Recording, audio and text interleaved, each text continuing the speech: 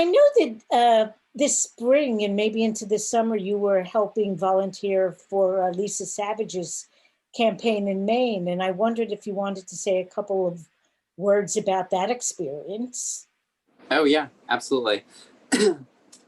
Yeah, so yes, so again, for those who aren't familiar, Lisa Savage is a candidate for U.S. Senate in Maine. She's running against the incumbent Susan Collins, which I'm guessing most people have heard of Susan Collins. She's a Republican senator from Maine. She's kind of best well known for being the deciding vote in the Kavanaugh appointment to the Supreme Court, for which she's very unpopular with many people. I guess apparently she's the most unpopular senator in the United States, and it's tied to that vote that she made. So Lisa Savage is running against her. She's running as an independent Green. So she was going to run as a Green because she is a Green. She's with the Maine Greens, but because again we were talking about ballot access earlier, the rules in Maine in terms of collecting signatures to be able to get ballot access as a Green for U.S. Senate were so cumbersome, and the timeline for which you have to meet that threshold is so short, and it's in winter, and it's in Maine, which is, New England, we know in southern New England that winter is hard to get around, but in Maine it's even more extreme than it is down here. So anyways, it was not practical to pursue it as a Green because it would have been essentially setting herself up for failure. So she went as an independent instead, because the kind of requirements for being unaffiliated and running for office aren't as stringent. And then should she be elected, she can always just re-register Green, and then she's still Green. So it's kind of, making the decision to make it work. But yeah, so I learned about her last fall. She had done a press conference with Dr. Jill Stein, who was the Green Party candidate for president in 2012 and 2016, and was, again, kind of my introduction to the Green Party. And so I had heard about Lisa through Jill Stein, so wanted to check her out. And also my family comes from Maine, so my mother's family hails from Maine. So we have deep family roots in Maine. I grew up visiting my grandparents up there. My great-grandfather was an immigrant who worked as a lumberjack up in the Maine woods. And the press conference that Lisa and Jill were at was about what's called the CMP corridor, which is the Central Maine Power Corridor.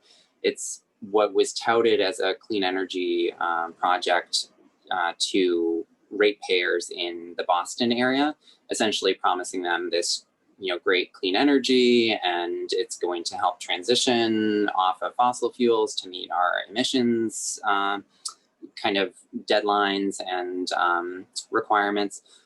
But the bigger story is, if you research it, that the CMP corridor, first of all, it would cut a huge swath of forest in Maine. So out of the Maine woods, it's essentially the size of the Jersey Turnpike, would be going through the Maine woods.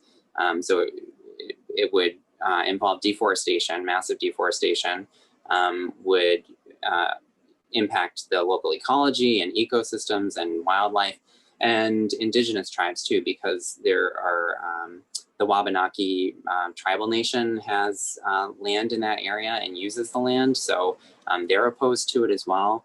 And the power comes from these mega dams, so these really large, environmentally destructive dam projects in Quebec.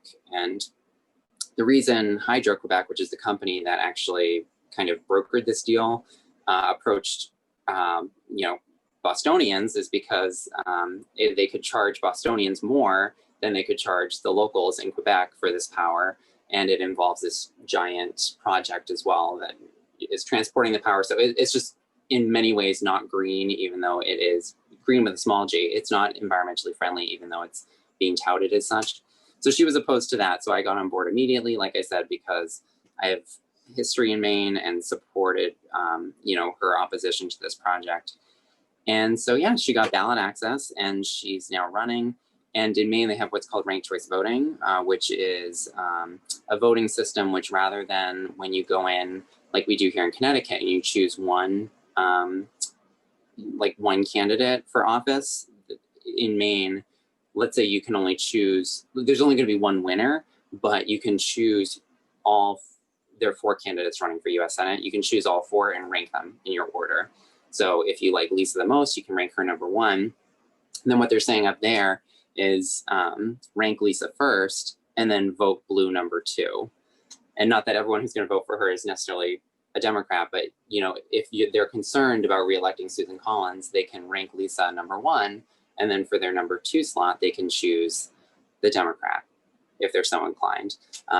And what's great about that is one of the critiques that Greens receive, and other minor party candidates or independents who run, is, oh, well, that's great, and thank you for standing up for what you believe in, but you're going to spoil the election, and if we vote for you, then the person who we don't like the least is going to get elected.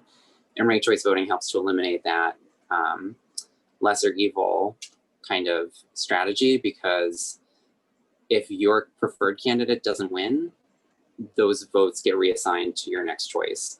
So it allows you some control over who your votes go towards, so that it's not, well, I'm voting for Lisa and inadvertently electing the person I don't want. So yeah, it's been really exciting volunteering on her campaign. I'm still doing some of the social media and sharing information about the campaign, but I had to take a step back from being more intimately involved, just to focus on my own campaign, and also just to focus on family time, because it's a lot to balance all the different balls in air being juggled.